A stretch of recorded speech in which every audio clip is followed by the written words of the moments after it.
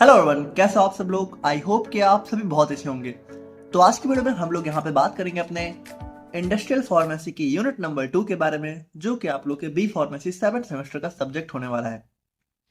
तो देखिए, इससे पहले हम लोगों ने यहाँ पे यूनिट 1 को कंप्लीट कवर किया है एक सिंगल वीडियो में। तो अगर आप लोगों ने अभी तक नहीं देखा है तो उसको देख लीजिएगा। और अगर आज की वीडियो की हम लोग यहाँ पे बात करें तो आज की वीडियो में हम लोग यहाँ पे इस यूनिट 2 को कंप्लीट कवर करने वाले हैं अपने सिंगल वीडियो में। जिसमें अगर हम लोग यहाँ पे बात करें तो जो हमारा मेन टॉपिक होने वाला है पूरे यूनिट 2 का, वो हमारा होने वाला है टेक्नोलॉजी ट्रांसफर से रिलेटेड। ठीक है, तो बेसिकली यूनिट 2 हमारी पूरी की पूरी टेक्नोलॉजी ट्रांसफर के ऊपर बेस होने वाली है। अब यहाँ पर देखिए, इसकी जो नोट्स है वो आपको हमारे ऐप पर देखने को मिल जाएगी, तो आप वहां जाके डाउनलोड कर सकते हैं। बाकी आप लोग कॉपी और पेन लेके बैठ जाइए और हम लोग अपना आज का वीडियो स्टार्ट करते हैं।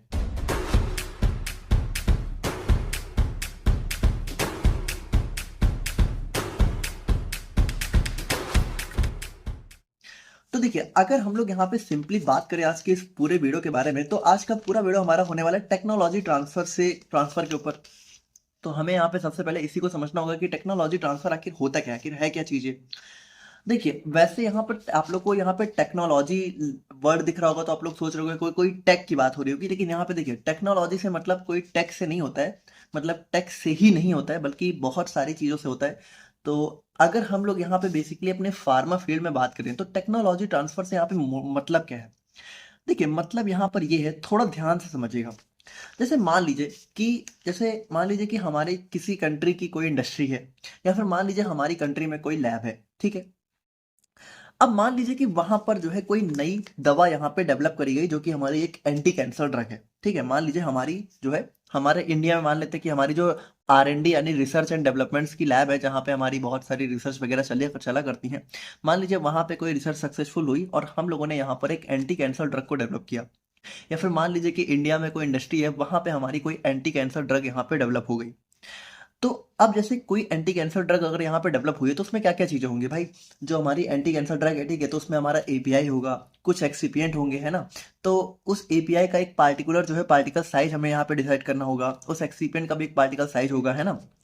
उस दवा को बनाने में मान लीजिए कि हमारी टैबलेट के फॉर्म में अगर बनाई गई है तो कितना कंप्रेशन फोर्स यहाँ पे यूज किया गया, क्या ह्यूमिडिटी लेवल मेंटेन किया गया, उसका स्टेबिलिटी डाटा क्या है कि वो दवा किस कंडीशन में स्टेबल है, या फिर उसमें कौन कौन से क्वालिटी कंट्रोल टेस्ट यहाँ पे परफॉर्म किए गए, ताकि वो दवा यहाँ पे चेक करी जा सके कि हमारा, कह सकते हो, एफिकेसियस है कि नहीं है। तो देखिए, उन सारी चीजों को हम लोगों ने यहाँ पे परफॉर्म किया होगा, और इन सारी चीजों को परफॉर्म करने के बाद क्या हुआ होगा कि हमारी एक, मान लीजिए, ड्रग यहाँ पे डेवलप करी गई। ठीक है, जो कि हमारी एंटी कैंसर है। इस तरीके से और भी कोई ड्रग हो सकती है।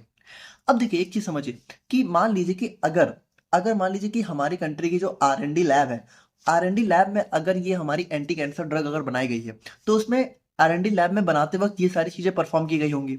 अब भाई देखिए, कोई दवा अगर R&D लैब में बनाई गई है तो एट लास्ट में उसका मोटो क्या होता है कि हमारा फिर वो लार्ज स्केल में प्रोड्यूस करे जा सके, यानी ज्यादा से ज्यादा लोगों तक अवेलेबल कराई जा सके। तो अब हमारा मेन मोटो क्या होगा कि R&D से हम उस दवा को अपने इंडस्ट्री लेवल पे बनाए। अब देखिए, जब भी हम लोग यहाँ पे R&D में हमने कोई दवा बनाई तो उसके लिए हम लोगों ने कुछ पार्टिकुलर कंडीशंस यहाँ पे रखी होंगी, जो भी रिसर्चर्स होंगे, ठीक है, जो भी हमारे साइंटिस्ट होंगे, उन्होंने पार्टिकुलर कंडीशंस मेंटेन करी होगी, तब जाके वो दवा बनी होगी। तो अब अगर इंडस्ट्री में सेम दवा, सेम एफिकेसी, सेम क्वालिटी के साथ अगर हमें बनानी है, तो हमें इन्हीं सारी कंडीशंस को यहाँ पे रेप्लिकेट करना होगा, इन्हीं सारी कंडीशंस को मेंटेन करना होगा, तब जाके हमारी दवा प्रॉपर अच्छे से बनेगी। तो यहाँ पे देखिए, अब इन कंडीशंस को मेंटेन करने के लिए हम लोग क्या करेंगे भाई, हम लोग यहाँ पे ये जो भी नॉलेज है, ठीक है, कि कौन सा एपीआई यूज हुआ, कौन सा एक्सिपिएंट यूज हुआ, क्या पार्टिकल साइज था, क्या कंप्रेशन फोर्स था, क्या ह्यूमिडिटी थी, क्या स्टेबिलिटी डाटा, क्या क्वालिटी कंट्रोल टेस्ट, इस तरीके से देखिए उस दवा के रिलेटेड या फिर उस पार्टिकुलर जो हमारी डोजेज फॉर्म है, जो भी है, ठीक है, उससे रिलेटेड जो भी डाटा हमारा यहाँ पे है, उस पूरे डाटा को एक डॉक्यूमेंटेड फॉर्म में, ठीक है, डॉक्यूमेंटेड फॉर्म में, ध्यान समझिए। और एक, अगर मान लीजिए कि अगर इस दवा को हमारे किसी प्रैक्टिशनर ने बनाया है, ठीक है, किसी साइंटिस्ट ने बनाया है, तो वो साइंटिस्ट खुद भी, ठीक है, और इस पूरे प्रोसीजर का डॉक्यूमेंटेड फॉर्म के साथ क्या होगा कि वो इंडस्ट्री में वो साइंटिस्ट खुद भी जाएगा, ठीक है, और यहाँ पे सारी चीजों का डॉक्यूमेंटेड फॉर्म में एक डॉक्यूमेंट लेके जाएगा। और वहां पे क्या होगा, बेसिकली आप कह सकते हो कि R&D लैब से यहाँ पे ये जो डॉक्यूमेंट है, ठीक है, इस एंटी कैंसर ड्रग के रिलेटेड जो भी इंफॉर्मेशन है, वो हमारी R&D से इस इंडस्ट्री लेवल पे ट्रांसफर करी जाएगी। तो यहाँ पे देखिए, यहाँ पे इसी चीज को हम लोग बोलते हैं टेक्नोलॉजी ट्रांसफर। तो टेक्नोलॉजी ट्रांसफर का मतलब क्या है? टेक्नोलॉजी ट्रांसफर का सिंपल सा मतलब है कि हमारा किसी ऐसी जगह से एक ऐसी टेक्नोलॉजी को ट्रांसफर करना किसी दूसरी जगह पर जहां पर उसकी बहुत ज्यादा नीड हो, या फिर जो है कह सकते हो जिससे हमारा कह सकते हो कुछ हमारा भला हो, या फिर किसी कंट्री का भला हो, लोगों का भला हो। तो ये सारी चीजें हमारी बेसिकली टेक्नोलॉजी ट्रांसफर के अंदर आ जाती हैं। अब देखिए टेक्नोलॉजी ट्रांसफर वैसे हमारा मेनली लैब से जो है इंडस्ट्री लेवल पे होता है। बाकी देखिए बाकी जो है टेक्नोलॉजी ट्रांसफर हमारा इंडस्ट्री टू इंडस्ट्री लेवल पे भी होता है। यानी कि जैसे मान लीजिए कि इंडिया में कोई दवा अगर डेवलप करी गई, अब उस दवा को मान लीजिए यूएस में या फिर चाइना में या फिर कहीं किसी दूसरे कंट्री में अगर हमें भेजना है, वहां पर उसकी जरूरत है, तो इंडिया में क्या हुआ, इंडिया से किसी दूसरे कंट्री में भी दवा भेजी जा सकती है। तो वहां पर देखिए इन सभी चीजों में हमारा टेक्नोलॉजी ट्रांसफर का रोल आ जाता है। तो टेक्नोलॉजी ट्रांसफर की अगर हम लोग यहाँ पे बात करें, तो technology transfer is the systematic process of transferring knowledge, skills, manufacturing methods, analytical methods, and documentation from one unit to another unit to ensure consistent and reproducible production of a product on a commercial scale।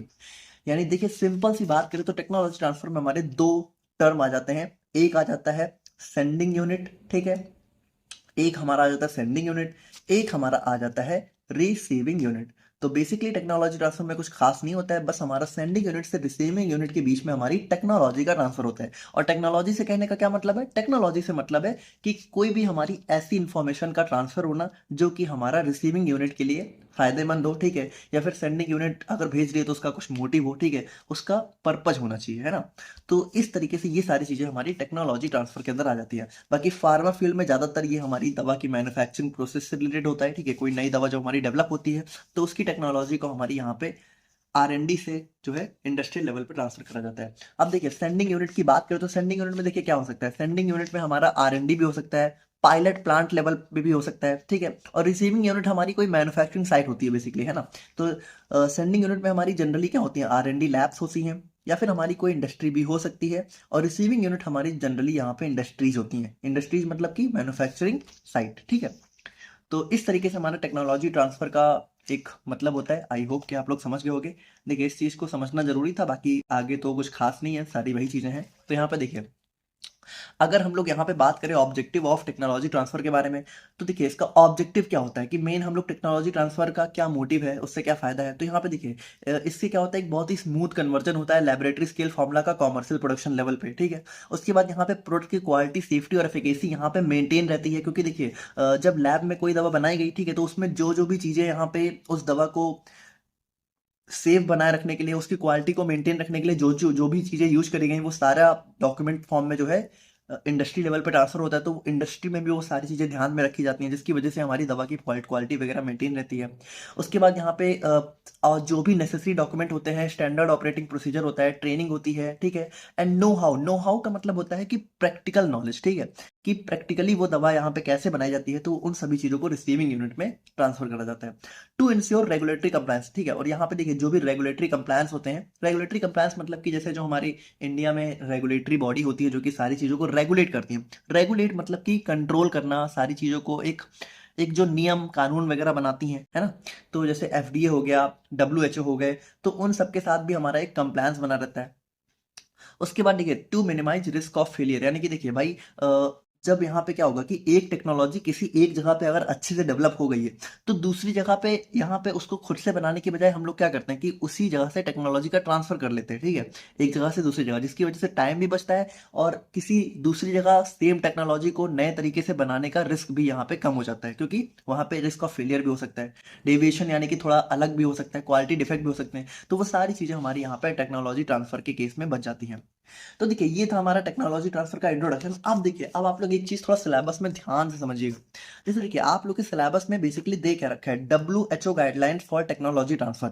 अब देखिए ये जो WHO guideline for technology transfer आपका topic दे रखा है ना, तो अब देखिए इसके अंदर ये जो भी, अब ये देखिए ये जितना भी टॉपिक है यहाँ से लेके टर्मिनोलॉजी से लेके कॉमर्शलाइजेशन तक, ये पूरा का पूरा WHO गाइडलाइंस के अंदर ही आता है, ठीक है। अगर आप लोग को चाहिए तो आप WHO गाइडलाइंस डाउनलोड भी कर सकते हैं, वेब पर अवेलेबल है। तो उसमें आप लोग को ये सारा पूरा टॉपिक जो है डिटेल में देखने को मिलेगा। अब थोड़ा ध्यान समझिए, हो आप लोग एग्जाम में जो है बेसिकली यहाँ से क्वेश्चन आ जाता है डायरेक्टली, ठीक है। Define WHO guidelines for technology transfer. अब देखिए ये जो सारा इसके अंदर जो भी टॉपिक्स दे रखे हैं ना, ये बहुत ही मतलब कह सकते हो लेंदी टॉपिक्स हैं, ठीक है। तो अगर इन सभी को हम लोग यहाँ पे एक एक करके अगर देखेंगे तो होगा क्या कि यहाँ पे इसका जो आंसर है वो आप या तो समझ नहीं पाओगे या तो आपके लिए बहुत लेंदी हो जाएगा। तो देखिए हमने क्या किया है, सबसे पहले हमने यहाँ पे इन सभी को, ठीक है, इन सभी को एक शॉर्ट फॉर्म में जो है आप लोग के लिए यहाँ पे प्रिपेयर कर दिया है, ठीक है। इन सभी का एक शॉर्ट फॉर्म WHO गाइडलाइंस के नाम से हमने डायरेक्टली प्रिपेयर कर दिया है, जिसमें हम लोगों ने जिसमें हमने जो भी जरूरी टॉपिक्स हैं उन सभी को इंक्लूड कर लिया है, ध्यान से समझिएगा। अब उसके बाद देखिए, उसके बाद यहाँ पे कुछ क्वेश्चन आप लोगों से अलग से भी डायरेक्टली पूछ लेते हैं, जैसे कि टेक्नोलॉजी ट्रांसफर प्रोटोकॉल, ये अलग से पूछ लेते हैं। क्वालिटी रिस्क मैनेजमेंट, ये भी अलग से पूछ लेते हैं। Transfer from R&D to production, ये अलग से पूछ लेते हैं। ग्रेनुलरिटी ऑफ टेक्नोलॉजी ट्रांसफर प्रोसेस, ये भी अलग से पूछ लेते हैं। डॉक्यूमेंटेशन और हमारा एनालिटिकल मेथड ट्रांसफर, ठीक है, ये भी अलग से कभी कभी पूछ लेते हैं। तो यहाँ पे देखिए ये जो भी टॉपिक्स अलग से कभी कभी पूछे जाते हैं ना, इनको भी हमने अलग से जो है डिटेल में भी कवर किया हुआ है। तो बिल्कुल आपको एग्जाम रेडी नोट्स यहाँ पे हमने प्रिपेयर करी हुई है। देखिए कोई भी टॉपिक छूटा नहीं है, बस हमने बिल्कुल एग्जाम फॉर्मेट से नोट्स प्रिपेयर करी है। तो सबसे पहले देखिए, सबसे पहले हम लोग यहाँ पे इस WHO गाइडलाइंस को ही जो है डिटेल में देखेंगे, ठीक है, कि इसके अंदर हमारी क्या क्या चीजें आ जाती हैं। तो देखिए अगर हम लोग यहाँ पे बात करें तो WHO, देखिए आपको पता है, वर्ल्ड हेल्थ ऑर्गेनाइजेशन होता है, जो कि हमारा एक स्पेशलाइज्ड एजेंसी है यूनाइटेड नेशन की, और हमारा ग्लोबल हेल्थ और सेफ्टी को यहाँ पे इंप्रूव करने के लिए डेडिकेटेड है। अब अगर हम लोग यहाँ पे बात करें तो इसका एस्टेब्लिशमेंट हमारा 7 अप्रैल 1948 में हुआ था। इसका हेडक्वार्टर हमारा जेनेवा स्विट्जरलैंड में देखने को मिलता है। अब देखिए अगर हम लोग WHO गाइडलाइंस की बात करते हैं, यहाँ पे देखिए क्या है, WHO has provided specific guidelines, यानी कि देखिए इसने कुछ नियम कानून ऐसे गाइडलाइंस प्रोवाइड कर रखी हैं कि अगर कोई टेक्नोलॉजी ट्रांसफर है तो उसमें क्या क्या चीजें फॉलो होनी चाहिए, है ना। तो कौन कौन सी कह सकते हो कैरिड आउट होनी चाहिए, ठीक है। तो वो सारी चीजें हमारी यहाँ पे इसमें देखने को मिलती हैं। तो अभी हम लोग देखेंगे क्या क्या होता है। बाकी देखिए ये गाइडलाइन हमारे एक फ्रेमवर्क की तरह सर्व करता है, ठीक है। फ्रेमवर्क मतलब कि हमारा कैसे टेक्नोलॉजी ट्रांसफर होना चाहिए, एक फ्रेमवर्क बना के देता है हमें, और कैसे हमारा एक साइड से दूसरी साइड में हमारा टेक्नोलॉजी ट्रांसफर होना चाहिए, ताकि क्वालिटी सेफ्टी और एफिकेसी यहाँ पे मेंटेन रहे। और टेक्नोलॉजी ट्रांसफर देखिए क्या होता है, ये हमारा सिर्फ डॉक्यूमेंट का मूवमेंट नहीं होता है, मतलब ऐसा नहीं है कि हम लोगों ने मान लीजिए जैसे हम लोगों ने किसी दवा का सिर्फ API एक्सिपिएंट इसका नाम वगैरह डॉक्यूमेंट में लिख के दे दिया, बस यही यही नहीं होता है। बल्कि टेक्नोलॉजी ट्रांसफर बेसिकली क्या है भाई, प्रैक्टिकल नॉलेज है ना। कि भाई देखिए हम लोग जैसे मान लीजिए कोई एंटी कैंसर ड्रग डेवलप हुई, तो API एक्सिपिएंट पार्टिकल साइज, ये सारे चीजों का डॉक्यूमेंट तो हम लोग दे देंगे, लेकिन एक्चुअल में कैसे प्रोसेस होती है, कैसे मिक्सिंग करनी है, क्या क्या कंडीशंस मेंटेन करनी है, तो उन सबके लिए प्रैक्टिकल नॉलेज का होना भी जरूरी है। तो बेसिकली यहाँ पे क्या होता है ना कि एक पर्सनल भी जाता है, मतलब कि एक ज्यादातर केस में जो है एक स्टाफ भी जो है साथ में जाता है, सेंडिंग यूनिट से रिसीविंग यूनिट में, चीजों को एक्सप्लेन करने के लिए, प्रैक्टिकल नॉलेज देने के लिए, है ना। तो ये सारी चीजें हमारी इसके अंदर होती हैं। तो देखिए सबसे पहले अगर हम लोग यहाँ पे बात करें इस गाइडलाइन के इंट्रोडक्शन के बारे में, तो देखिए इस गाइडलाइन में सबसे पहले हमारा टेक्नोलॉजी ट्रांसफर की बात करें तो ये होता क्या है। तो देखिए टेक्नोलॉजी ट्रांसफर को हमारा डिफाइन किया गया एक लॉजिकल और डॉक्यूमेंटेड प्रोसीजर से, जिसमें हमारी नॉलेज प्रोसेस और डॉक्यूमेंटेशन यहाँ पे एक साइड से दूसरी साइड में यहाँ पे शिफ्ट होती है। अब इसका जो गोल होता है वो क्या होता है कि जो हमारा रिसीविंग यूनिट है, यानी जहाँ पे हमारे टेक्नोलॉजी भेजी जा रही है, वो यहाँ पे सेम, यानी कि जो सेंडिंग यूनिट ने जो टेक्नोलॉजी, जिस प्रोडक्ट के रिलेटेड टेक्नोलॉजी भेजी है, वो प्रोडक्ट हमारा उसी सेम क्वालिटी और एफिकेसी के साथ यहाँ पे रिसीविंग यूनिट भी बना सके। अब रिक्वायर्स की बात करें तो इसके लिए हमें एक प्लान्ड अप्रोच चाहिए होती है, ट्रेंड स्टाफ चाहिए होता है, प्रॉपर डॉक्यूमेंटेशन और क्वालिटी सिस्टम हमें यहाँ पे चाहिए होता है, ठीक है। अब नेक्स्ट हमारा आता है स्कोप ऑफ गाइडलाइंस। तो देखिए स्कोप का मतलब कि भाई इसका क्या स्कोप है, कहाँ कहाँ अप्लाई होता है। तो यहाँ पे देखिए सबसे पहली बात तो हमारा अप्लाई होता है जो भी मैन्युफैक्चरिंग प्रोसेस है, ठीक है। तो उसके अंदर हमारा प्रोडक्शन, पैकेजिंग, क्लीनिंग, यानी कि देखिए जब टेक्नोलॉजी ट्रांसफर में हम लोग किसी भी दवा को भेज रहे हैं, ठीक है, तो उसमें सारी चीजें हम लोग भेजेंगे कि कैसे उसका प्रोडक्शन करना है, कैसे उसकी पैकेजिंग करनी है, इवन कैसे मशीनों को, इक्विपमेंट्स को और कंटेनर्स को क्लीन करना है, वो सारी चीजें हम लोग यहाँ पे भेजते हैं। Transfer of analytical method used in quality control, और यहाँ पे देखिए दवा की जब हम लोग क्वालिटी चेक करेंगे एट लास्ट में, ठीक है, तो उसके लिए कौन कौन से एनालिटिकल मेथड्स हम लोग जो है यूज करेंगे, ठीक है, कौन कौन से क्वालिटी कंट्रोल टेस्ट परफॉर्म करेंगे, उन सभी चीजों को भी यहाँ पे भेजा जाता है। उसके बाद देखिए इवैल्यूएशन, यानी कि देखिए जिस बिल्डिंग में हमारी दवा बनने वाली है उस बिल्डिंग का इवैल्यूएशन, ठीक है, कि वो बिल्डिंग हमारा दवा बनाने लायक है कि नहीं है, वहां पे सारी चीजें अच्छे से हो सकती हैं कि नहीं हो सकती हैं, वो रेगुलेटरी स्टैंडर्ड को मीट करती कि नहीं करती हैं, ये सारी चीजें भी होती है। उसके बाद the organisation and management of the transfer including documentation, training, qualification and validation. तो यहाँ पे देखिए किस तरीके से यहाँ पे ट्रांसफर का मैनेजमेंट होगा, कैसे डॉक्यूमेंटेशन होगा, ट्रेनिंग कैसे होगी, क्वालिफिकेशन, वैलिडेशन कैसे वैलिडेट करेंगे हम लोग की जो दवा, जो चीज़ें हमने रिसीविंग यूनिट में भेजी है वहाँ पे अच्छे से हो रही है कि नहीं हो रही है, वहाँ पे जो दवा बनी है उसकी क्वालिटी सेम है कि नहीं है। तो वो सारी चीज़ें यहाँ पे इसके अंदर हमारी आ जाती हैं। अब नेक्स्ट हम लोग यहाँ पे बात करते हैं, यहाँ पे देखिए नेक्स्ट टॉपिक इसके अंदर देखिए, ये अभी हम लोग WHO गाइडलाइंस को ही देख रहे हैं, ठीक है, ये सारी चीजें उसी के अंदर में है। जैसे अगर आप लोग देखो तो वैसे ये टॉपिक्स आप लोग के काफी डिटेल में दिए हुए हैं, बट हमने यहाँ पे शॉर्ट में सबसे पहले बना दिया है। फिर जो टॉपिक्स यहाँ पे एग्जाम में डिटेल में पूछे गए उनको डिटेल में भी आप लोग को आगे देखने को मिल जाएगा। तो नेक्स्ट हमारा आता है ऑर्गेनाइजेशन एंड मैनेजमेंट। तो यहाँ पे देखिए, for a technology transfer to be successful there must be a clear organisational structure. यानी कि देखिए सबसे पहले क्या होता है, एक फॉर्मल एग्रीमेंट हमारा साइन होता है, ठीक है, जिसमें हमारा क्या होता है कि रिस्पॉन्सिबिलिटीज मेंशन होती हैं, कि अगर हमारा जो है सारी चीजें मेंशन होती है कि भाई जो भी टेक्नोलॉजी ट्रांसफर है, ठीक है, वो अच्छे से हो रहा है, और क्यों, और अगर उसमें कोई प्रॉब्लम आई तो उसमें क्या क्या चीजें होंगी, उसमें रिस्पॉन्सिबिलिटी कौन लेगा, तो वो सारी चीजें यहाँ पे मेंशन होती है। A project management plan is prepared which includes the objective, key personal roles and sequence of transfer activities। ठीक है, तो कौन कौन से यहाँ पे पर्सनल्स होंगे, ठीक है, कौन कौन से स्टाफ इसमें इन्वॉल्व है, ठीक है, उनका क्या क्या रोल है, वो सारी चीजें भी मेंशन होती हैं। उसके बाद देखिए हर प्रोसेस को यहाँ पे मॉनिटर किया जाता है ट्रांसफर प्रोटोकॉल से। तो देखिए अभी टेक्नोलॉजी ट्रांसफर प्रोटोकॉल को भी हम लोग देखेंगे, ठीक है, तो ये अलग टॉपिक है, तो इसमें भी हमारी सारी चीजें मेंशन होती हैं। इसमें हमारी सारी चीजें मेंशन होती है कि टेक्नोलॉजी क्यों ट्रांसफर करी गई, कौन कौन से लोग इन्वॉल्व, वो सारी चीजें यहाँ पे मेंशन होती हैं। तो अभी हम लोग इसको भी देखेंगे। तो इसमें हमारा सारे स्टेप्स रिकॉर्ड होते हैं, एक्सेप्टेंस क्राइटेरिया होता है, ठीक है, critical control points, validation requirements, ठीक है, सारी चीजें यहाँ पे मेंशन होती हैं। और एक जॉइंट प्रोजेक्ट टीम होती है जिसके अंदर हमारा सेंडिंग यूनिट और रिसीविंग यूनिट दोनों से जो हमारे एक्सपर्ट्स होते हैं, ठीक है, वो यहाँ पे ट्रांसफर को मैनेज करते हैं, ठीक है, दोनों मतलब कि जो भी ट्रांसफर हुआ है उसको हैंडल करते हैं। उसके बाद देखिए training plays a major role. तो यहाँ पे देखिए जो भाई रिसीविंग यूनिट यानी कि जहां पे टेक्नोलॉजी भेजी जा रही है, वहां के स्टाफ को तो शायद अभी स्टार्टिंग में कोई नॉलेज नहीं होती है, तो वहां के स्टाफ को जो है ट्रेनिंग भी प्रोवाइड करनी होती है, ठीक है, तो ट्रेनिंग करने के लिए भी यहाँ पे जो ट्रेंड स्टाफ होते हैं उनको यहाँ पे सेंडिंग यूनिट से रिसीविंग यूनिट में भेजा जाता है।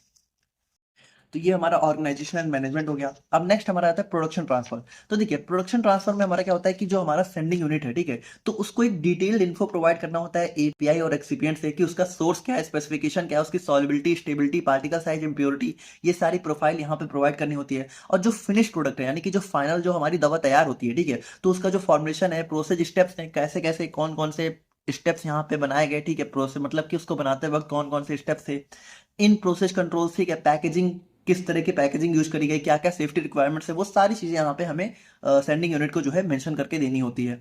रिसीविंग यूनिट, और अब देखिए अब जैसे सेंडिंग यूनिट जो हमारी है, ठीक है, जो जो टेक्नोलॉजी को भेज रही है, तो जो रिसीविंग यूनिट है उसको यहाँ पे कंपेयर करना होता है फैसिलिटीज, इक्विपमेंट्स और रिसॉल्व डिफरेंस। यानी कि देखिए भाई सेंडिंग यूनिट ने मान लीजिए कि जो भी दवा बनाई है, ठीक है, तो उस दवा के लिए उसने कुछ पार्टिकुलर इक्विपमेंट्स यूज करे होंगे, है ना, कुछ पार्टिकुलर इक्विपमेंट्स यूज करे होंगे, कुछ फैसिलिटीज यूज करी होंगी। तो क्या ये सारे इक्विपमेंट्स और ये फैसिलिटीज हमारा जिस रिसीविंग यूनिट में भेजा गया है वहां भी अवेलेबल है कि नहीं है, और अगर नहीं है तो क्या नहीं है, ठीक है, कौन कौन सी कमी है, तो उसको हमें रिसॉल्व भी करना होता है, ठीक है, रिसीविंग यूनिट को, यानी जो टेक्नोलॉजी को रिसीव कर रही है, तो अगर कोई किसी चीज की कमी है तो उसको रिसॉल्व करना भी रिसीविंग यूनिट की जिम्मेदारी होती है।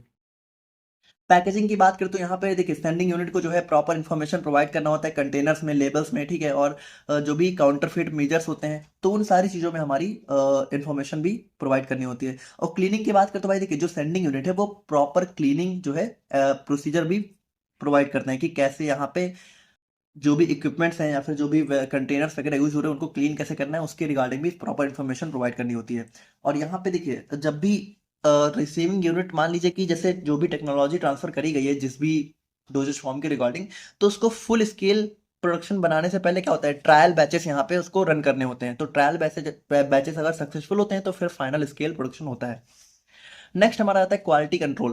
तो देखिए क्वालिटी कंट्रोल मतलब क्या होता है कि जो हमारे एनालिटिकल मेथड्स होते हैं, जैसे कि भाई क्वालिटी कंट्रोल में हम लोग क्या करते हैं, जो भी हमारी दवा है उसकी क्वालिटी को चेक करते हैं।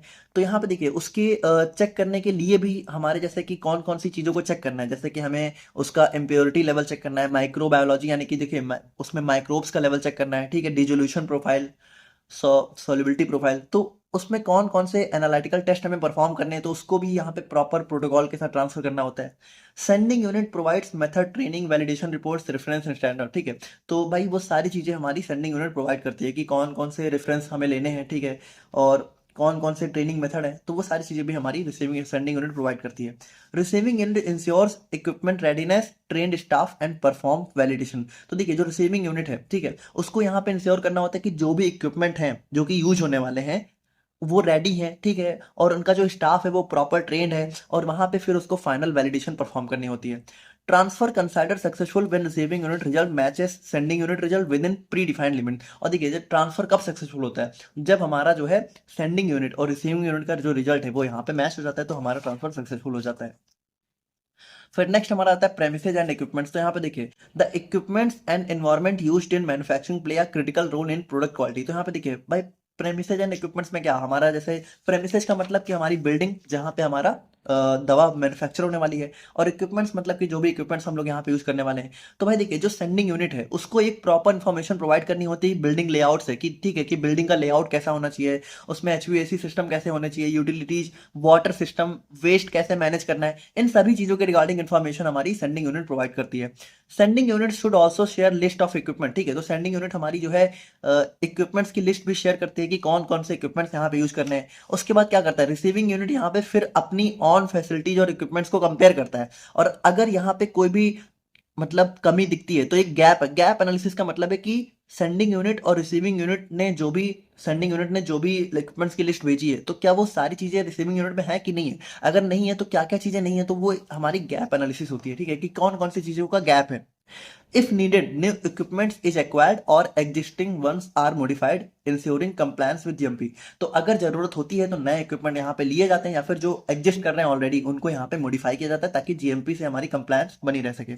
कंप्लायंस मतलब कि उनके साथ एक मेल भाव, ठीक है, बना रहे। ठीक है, डॉक्यूमेंटेशन की बात करें तो डॉक्यूमेंटेशन में देखिए WHO guidelines highlight the documentation is the. देखिए डब्ल्यूएचओ गाइडलाइंस हमारी डॉक्यूमेंटेशन पे बहुत ही मेजर फोकस करती है और डॉक्यूमेंटेशन को बैकबोन बताती है टेक्नोलॉजी ट्रांसफर का।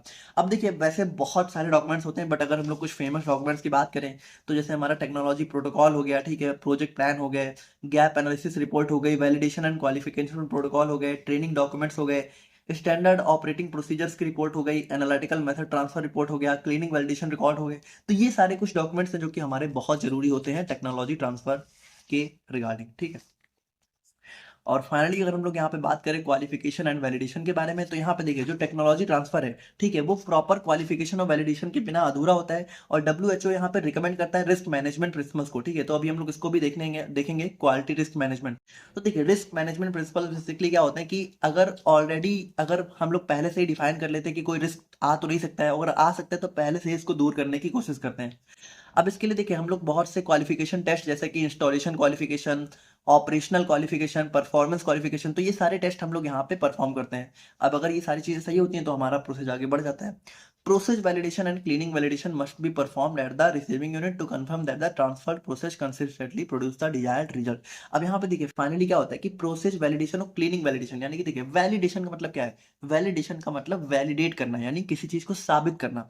तो देखिए एट लास्ट में क्या होता है रिसीविंग यूनिट में हमारी यहाँ पे एक प्रोसेस वैलिडेशन परफॉर्म करी जाती है, यानी कि कह सकते हो एक बैच टेस्ट परफॉर्म किया गया जहां पे सारी प्रोसेस को हमारा यूज करके देखा गया, और फाइनल जो प्रोडक्ट हमारा बना फिर, ठीक है, तो वहां पे देखा जाता है कि जो हमारा फाइनल प्रोडक्ट है वो सेम क्वालिटी और एफिकेसी का बना कि नहीं बना। तो अगर बन जाता है तो हमारा यहाँ पे एक वैलिडेशन हो जाता है, जिससे हमारी चीजें आगे यहाँ पे बढ़ जाती हैं। ठीक है, तो देखिए ये सारी चीजें हमारी जीएमपी गाइडलाइंस के अंदर हमें देखने को मिलती हैं। और देखिए वैसे तो पूरा का पूरा टॉपिक ही आप लोग का ये जीएमपी गाइडलाइंस है, बट यहाँ पे अगर जीएमपी गाइडलाइंस आप लोग के एग्जाम में आता है तो आप लोग को ये इतना कंटेंट लिख के आना है। आई होप कि आप लोग समझ गए होंगे। और अब हम लोग देखिए अब जो भी टॉपिक्स आप लोग के एग्जाम में अलग से पूछे जाते हैं स्पेसिफिकली, अब हम लोग यहाँ पे उनके ऊपर ध्यान देंगे। ठीक है, तो सबसे नेक्स्ट हमारा सबसे इंपॉर्टेंट टॉपिक इसके अंदर आ जाता है टेक्नोलॉजी ट्रांसफर प्रोटोकॉल। ठीक है, तो यहाँ पे अगर आप लोग देखो तो हमारा नेक्स्ट टॉपिक है टेक्नोलॉजी ट्रांसफर प्रोटोकॉल। तो ये और हमारा क्वालिटी रिस्क मैनेजमेंट, तो ये तो बहुत इंपॉर्टेंट टॉपिक है। ठीक है, एग्जाम में कई बार पूछा गया है, तो हम लोग यहाँ पे इसको भी देखेंगे। तो बात करें हम लोग यहाँ पे टेक्नोलॉजी ट्रांसफर प्रोटोकॉल्स के बारे में, तो यहाँ पर देखिए ये हमारा क्या होता है, ये हमारा एक फॉर्मल रिटन प्लान होता है जिसमें हमारा डिस्क्राइब होता है कि हमारी टेक्नोलॉजी ट्रांसफर कैसे मतलब कह सकते हो कोई भी हमारी टेक्नोलॉजी है वो कैसे ट्रांसफर होगी, उसमें क्या मेथड्स होंगे, कौन कौन से कह सकते हो हमारी चीजें कैरिड आउट होंगी, है ना, कौन कौन से मेथड कैरिड आउट होंगे सेंडिंग यूनिट से रिसीविंग यूनिट के बीच में। तो वो सारी चीजें हमारी यहाँ पे इसमें मेंशन होती हैं। ये हमारा एक रोड मैप की तरह वर्क करता है जो कि इंश्योर करता है कि हर स्टेप में जो हमारी टेक्नोलॉजी ट्रांसफर है, ठीक है, वो हमारा सिस्टमेटिक हो, डॉक्यूमेंटेड हो और कंट्रोल्ड वे में हो। ठीक है, तो देखिए अगर हम लोग यहाँ पे बात करें तो इसके अंदर हमें बेसिकली कुछ इसका कंटेंट देखना है कि इसके अंदर क्या क्या चीजें होती हैं, बस यही सारी चीजें हैं। तो सबसे पहले आ जाता है ऑब्जेक्टिव। तो इसके अंदर सबसे पहले हमारा ऑब्जेक्टिव मेंशन होता है कि हमारा टेक्नोलॉजी ट्रांसफर क्यों हो रहा है, ठीक है, कोई भी चीज हमारी क्यों ट्रांसफर हो रही है, उसका जो एम होता है वो मेंशन होता है। फिर स्कोप, ठीक है, कि हमारा क्या प्रोडक्ट है, कौन सा प्रोसेस है, कौन सा मेथड है वो ट्रांसफर हो रहा है, ठीक है, और किस साइट पे हो रहा है, तो वो भी सारी चीजें मेंशन होती हैं। फिर हमारा यहाँ पे जो भी रिसीविंग यूनिट और सेंडिंग यूनिट में जो भी स्टाफ इन्वॉल्व है उनका नेम और रोल मेंशन होता है, ठीक है, प्रोजेक्ट मैनेजर और टीम रिस्पॉन्सिबिलिटी वो सारी चीजें मेंशन होती हैं। फिर हमारा यहाँ पे जो है मटेरियल्स, ठीक है, तो एक साइड बाय साइड कंपैरिजन होता है रिसीविंग यूनिट और सेंडिंग यूनिट के बीच में, जो भी इक्विपमेंट्स है, रॉ मटेरियल्स है, ठीक है, इन सभी का कंपैरिजन होता है कि सारी चीजें सेम है कि नहीं है, और अगर कोई डिफरेंस है तो उसको पहचानना होता है और यहाँ पे उसको यहाँ पे सही करना होता है। फिर हमारा नेक्स्ट आ जाता है स्टेजेस ऑफ ट्रांसफर। तो यहाँ पे देखिए भाई कौन कौन से स्टेज होते हैं ट्रांसफर के, ठीक है, तो वो सारी चीजें भी हमारे डॉक्यूमेंटेड फॉर्म में यहाँ पे मेंशन होती हैं। क्रिटिकल कंट्रोल पॉइंट, अब यहाँ पे देखिए कौन कौन से ऐसे पॉइंट हैं, कौन कौन से ऐसे स्टेप्स हैं जहाँ पे हमारा कह सकते हो प्रॉब्लम हमें देखने को मिल सकती है, जहाँ पे प्रोडक्ट की क्वालिटी में प्रॉब्लम आ सकती है, तो उसको पहचानना और उसमें जो भी चीज़ें रिक्वायर्ड है उसको सही करना, ठीक है, वो भी सारी चीज़ें मेंशन होती हैं।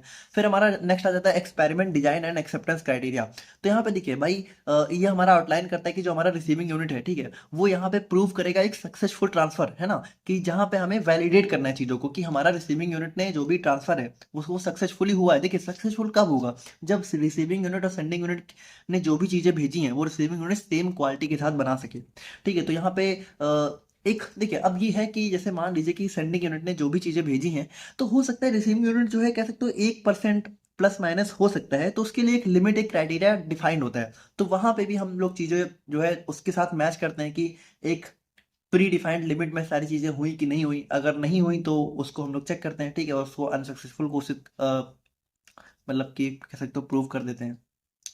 फिर नेक्स्ट हमारा आता है प्रोडक्शन बैचेस, ठीक है। तो यहाँ पे देखिए यहाँ पे सारी चीज़ों को डिटेल होती है कि कौन कौन से ट्रायल बैच परफॉर्म किए गए, qualification batch, validation batch to met at the RU, यानी कि देखिए रिसीविंग यूनिट में कौन कौन से ट्रायल बैच परफॉर्म किए, कौन कौन से क्वालिफिकेशन बैच मतलब कि देखिए बैच का मतलब है यहाँ पे कि जैसे जब हम लोग दवा को बनाते हैं तो बैचेस में बनाते हैं कि 100 दवा का बैच है, 1000 दवा का बैच है।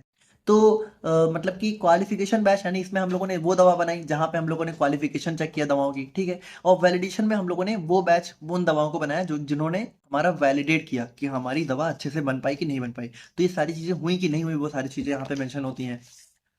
उसके बाद देखिए change change control and deviation. तो यहाँ पे देखिए अगर मान लीजिए कोई भी अनएक्सपेक्टेड इशू आ रहा है तो उसको कैसे हैंडल किया जाएगा, तो वो सारी चीजें भी यहाँ पे मेंशन होती है। उसके बाद देखिए जो हमारा एंड प्रोडक्ट है, ठीक है, तो वो हमारा कह सकते हो प्रॉपर कह सकते हो उसकी टेस्टिंग स्टेबिलिटी और कंपैरिजन हमें करना होता है सेंडिंग यूनिट के साथ, है ना, जो भी हमारा एंड प्रोडक्ट होता है।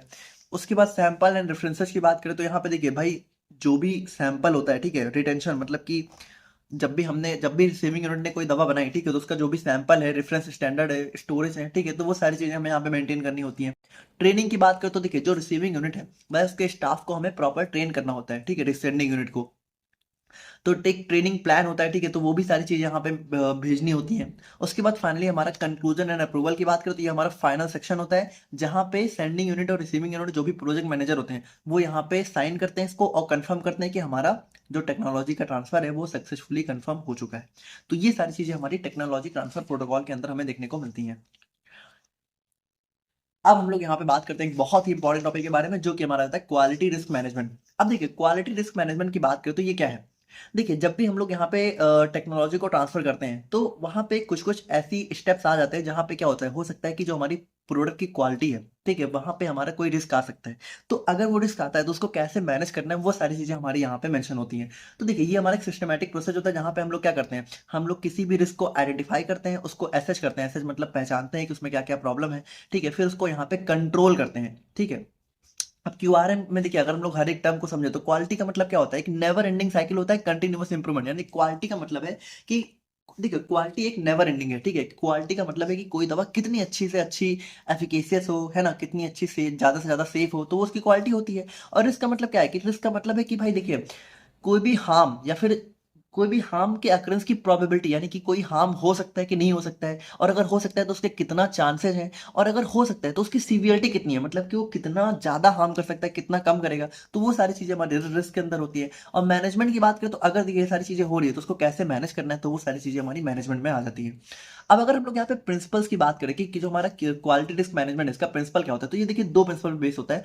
पहला प्रिंसिपल होता है कि जो क्वालिटी रिस्क इवैल्यूएशन है, यानी कि जो भी चीज हमें जो भी रिस्क आने वाला है उसका जो इवैल्यूएशन है, यानी उसको जो पहचानना है, उसको जो सही करना है, वो हमारा साइंटिफिक होना चाहिए, ठीक है। और यहाँ पे देखिए जो लेवल ऑफ एफर्ट है, ठीक है, यानी कि कितना एफर्ट हमें रिस्क को पहचानने में और सही करने में देना है, वो डिपेंड करता है कि लेवल कितना है, लेवल क्या है रिस्क का। अगर ज्यादा रिस्क है तो हमें ज्यादा एफर्ट देना है, कम है तो कम है, ठीक है, सिंपल सी बात है। अब उसके बाद देखिए नेक्स्ट हमारा जो मेन प्रिंसिपल होता है वो होता है पेशेंट को प्रोटेक्ट करना, यानी कि देखिए मेन गोल क्या होता है कि हमारा जो पेशेंट है उसको यहाँ पे किसी भी तरह के हार्म से बचाया जा सके, क्योंकि देखिए भाई दवा का काम क्या है, पेशेंट को सेफ्टी देना। अगर वही उसको हार्म करने लगी तो फिर दवा का पर्पज ही नहीं रह जाएगा।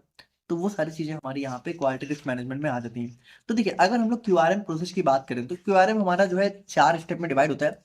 सबसे पहला स्टेप होता है रिस्क असेसमेंट। देखिए ये मैनेजमेंट नहीं है, यहाँ पे गलती हो गई है थोड़ा सा, यहाँ पे रिस्क असेसमेंट होगा।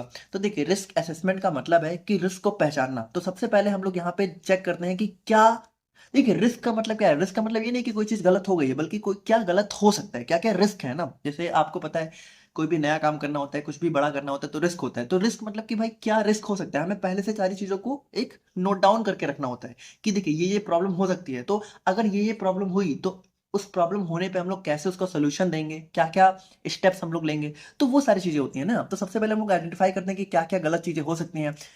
पोटेंशियल हजार्ड, देखिए हजार्ड मतलब कि जो भी चीजें कह सकते हो उसके रिलेटेड जो भी गलत चीजें हो सकती हैं, यानी कि जो जो भी हार्म हो सकते हैं उनको हम लोग यहाँ पे लिस्ट करते हैं, ठीक है, जो भी हमारा प्रोडक्ट है या फिर जो भी प्रोसेस है। उसके बाद हम लोग यहाँ पे एनालाइज करते हैं, ठीक है, और कॉन्सिक्वेंसेज, यानी कि जो भी हमारा हजार्ड है, यानी कि जो भी प्रॉब्लम है उसके क्या क्या कॉन्सिक्वेंसेज हो सकते हैं। कॉन्सिक्वेंसेज मतलब कि उसका, उससे क्या क्या जो है कह सकते हो एक परिणाम है ना, उसका क्या परिणाम हो सकता है। तो वो सारी चीजों को हम लोग यहाँ पे एनालाइज करते हैं और फाइनली हम लोग यहाँ पे इवेलुएट करते हैं कि कौन सा रिस्क यहाँ पे ज्यादा सीवियर है और किसमें हमें तुरंत एक्शन लेने की जरूरत है।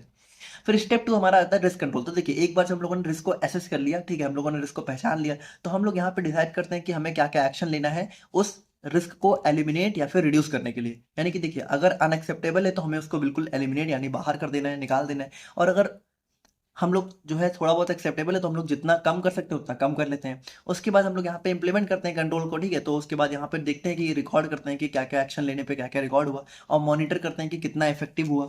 और फिर हमारा रिस्क कम्युनिकेशन। अब देखिए ये रिस्क कम्युनिकेशन ना हमारा कह सकते हो कोई थर्ड स्टेप नहीं है, बल्कि जब भी हम लोग ये सारी चीजें कर रहे होते हैं, ठीक है, कि हम लोग रिस्क को एसेस कर रहे हैं, इसको कंट्रोल कर रहे हैं, तो इन सारे स्टेप्स में हम लोग क्या करते हैं कि एक कम्युनिकेशन मेंटेन करते हैं जो भी हमारे स्टेक होल्डर्स होते हैं, ठीक है, और जो भी टीम होती है क्वालिटी कंट्रोल वगैरह की, तो उन सभी के साथ कम्युनिकेशन यहाँ पे हर एक स्टेप में मेंटेन करना होता है। और फाइनली हमारा रिस्क रिव्यू। अब देखिए रिस्क रिव्यू क्या होता है कि हमने यहाँ पे कंटिन्यू यहाँ पे रिव्यू करना होता है जो भी हमारे क्यूआरएम प्रोसेस होती है।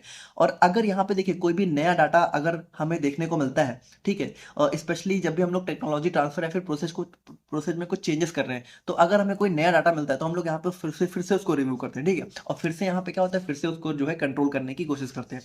तो यहाँ पे देखिए ये हमारा एक risk quality control, quality risk management का एक चार्ट है, ठीक है, इससे आप लोग बहुत इजीली समझ जाओगे। तो देखिए सबसे पहला आ जाता है इनिशिएट, यानी कि देखिए क्वालिटी रिस्क मैनेजमेंट की प्रोसेस जहाँ पे इनिशिएट हम लोग करते हैं। इनिशिएट में सबसे पहला स्टेप आ जाता है रिस्क असेसमेंट। तो देखिए रिस्क असेसमेंट का क्या मतलब है कि रिस्क को आइडेंटिफाई करेंगे, रिस्क को एनालाइज करेंगे, रिस्क को इवेल्युएट करेंगे, ठीक है। ये सारी चीजें करने के बाद क्या करेंगे, नेक्स्ट स्टेप हमारा रिस्क को कंट्रोल करना है, ठीक है। तो रिस्क को कंट्रोल करने के लिए क्या करेंगे कि रिस्क की एजुकेशन होनी चाहिए, और इसको अगर रिस्क एक्सेप्टेबल है, ठीक है, तो यहाँ पे एक्सेप्ट करके उसको रिड्यूस कर देंगे, और अगर नॉन एक्सेप्टेबल है, ठीक है, तो अनएक्सेप्टेबल है तो उसको हम लोग यहाँ पे रिड्यूस ही कर देंगे, ठीक है। अब उसके बाद देखिए रिस्क कंट्रोल करने के बाद क्या होगा, जो भी हमारा रिजल्ट होगा, ठीक है, तो हमारा यहाँ पे रिजल्ट आएगा, और रिजल्ट के बाद हम लोग यहाँ पे रिव्यू करेंगे। रिव्यू करने के बाद अगर फिर से कोई प्रॉब्लम है, ठीक है, तो फिर से हम लोग यहाँ पे क्या करेंगे, उसको कंट्रोल करेंगे, ठीक है, और कंट्रोल अगर नहीं है तो उसको अनएक्सेप्टेबल है तो उसको रिमूव कर देंगे। अब देखिए इन सारे ही स्टेप्स में क्या होगा, देखिए सारे स्टेप्स में क्या है कि हमारा रिस्क कम्युनिकेशन यहाँ पे मेंटेन करना है हमें, ठीक है, हमें कम्युनिकेट करते रहना है। और यहाँ पे देखिए हमारे कुछ रिस्क मैनेजमेंट टूल्स का भी यूज हम लोग यहाँ पे साथ साथ में करते रहते हैं। तो देखिए कुछ कौन कौन से रिस्क मैनेजमेंट टूल्स हैं उनको भी हम लोग देख लेते हैं।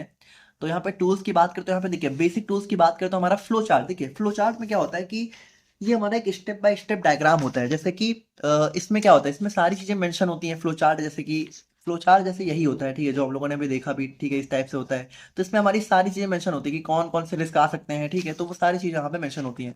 और चेकलिस्ट क्या होता है कि एक रेडीमेड लिस्ट होती है, ठीक है, रेडीमेड लिस्ट होती है जिसमें जिसमें क्या होता है कि भाई जो भी पॉसिबल रिस्क हो सकता है वो सारी चीजें ऑलरेडी मेंशन होती हैं, ठीक है। तो हम लोग यहाँ पे चेक करके देख लेते हैं कि कोई भी इसमें से कोई चीज मेंशन तो नहीं हो रही है। तो ये भी हमारा आ जाता है।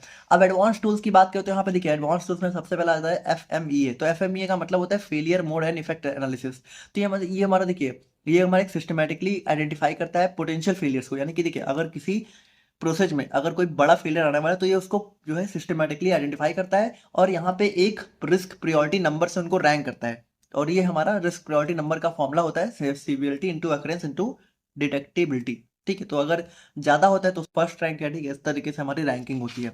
फिर हमारा नेक्स्ट आ जाता है HACCP। तो HACCP का मतलब होता है hazard analysis and critical control points. तो ये हमारे वाइडली जो है फूड एंड फार्मा इंडस्ट्री में यूज होता है और ये भी हमारा जो भी क्रिटिकल स्टेप्स होते हैं यानी कि जहाँ पे प्रॉब्लम हो सकती है उनको आइडेंटिफाई करता है और यहाँ पे हमारा सेफ्टी प्रोवाइड करता है। और फिर फाइनली हमारा नेक्स्ट आ जाता है FTA। तो FTA का मतलब होता है फॉल्ट ट्री एनालिसिस।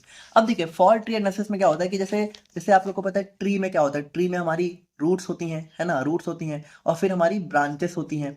तो यहाँ पे देखिए इसमें रूट्स में क्या होता है, रूट्स में हमारा यहाँ पे हम लोग प्रॉब्लम को मेंशन करते हैं और ब्रांचेस में हम लोग यहाँ पे देखते हैं कि उस प्रॉब्लम के क्या क्या रीजन है। ठीक है, तो हम लोग फॉल्ट ट्री एनालिसिस बना के भी कर सकते हैं।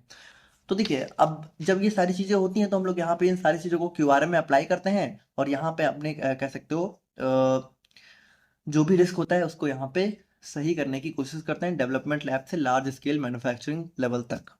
तो ये हमारा हो जाता है quality risk management. I hope कि आप लोग यहाँ पे समझ गए हो कि बहुत इंपॉर्टेंट टॉपिक था।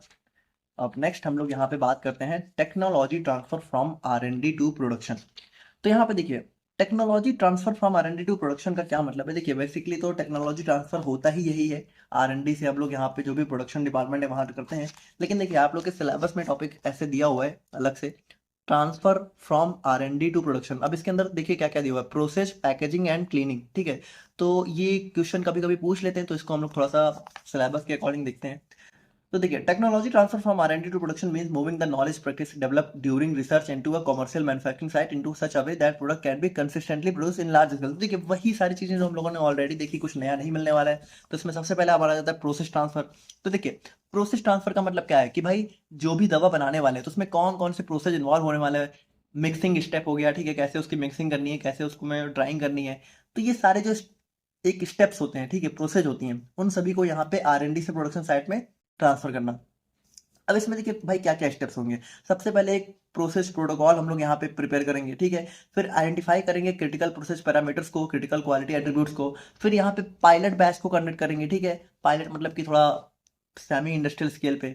फिर यहाँ पे फाइनली यहाँ पे स्केल अप करेंगे अगर हमारी चीजें सक्सेसफुल हो जाती हैं लेबोरेटरी से प्रोडक्शन लेवल पे, और डॉक्यूमेंट करेंगे हर एक स्टेप को। तो ये हमारा हो गया प्रोसेस ट्रांसफर।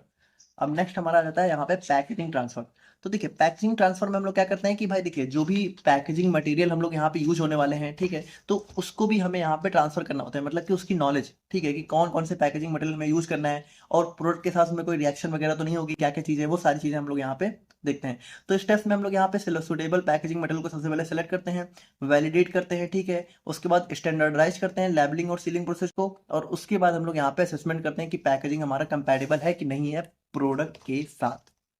और क्लीनिंग ट्रांसफर की बात करें तो यहाँ पे देखिए क्लीनिंग का मतलब है कि भाई जो भी हमारे इक्विपमेंट्स और जो भी कंटेनर्स वगैरह यूज होने वाले हैं तो उनको क्लीन करने के लिए हम लोग यहाँ पे कह सकते हो कौन कौन से क्लीनिंग एजेंट्स का यूज करेंगे, क्या क्या मेथड्स होंगे। तो उन सभी चीज़ों को यहाँ पे हमारा जो है R&D से प्रोडक्शन डिपार्टमेंट में भेजा जाता है। अब इसमें भी स्टेप्स क्या होंगे, सबसे पहले क्लीनिंग मेथड्स को वैलिडेट करेंगे, ठीक है, उसके बाद स्टेब्लिश करेंगे एक एक्सेप्टेंस क्राइटेरिया कि हाँ इतने लेवल पे हमारी क्लीनिंग हो चुकी है तो हम लोग इसको एक्सेप्ट कर लेंगे। फिर हमारा सारी चीज़ों को डॉक्यूमेंट करेंगे। देखिए हर चीज़ों में डॉक्यूमेंटेशन जो है बहुत जरूरी होता है।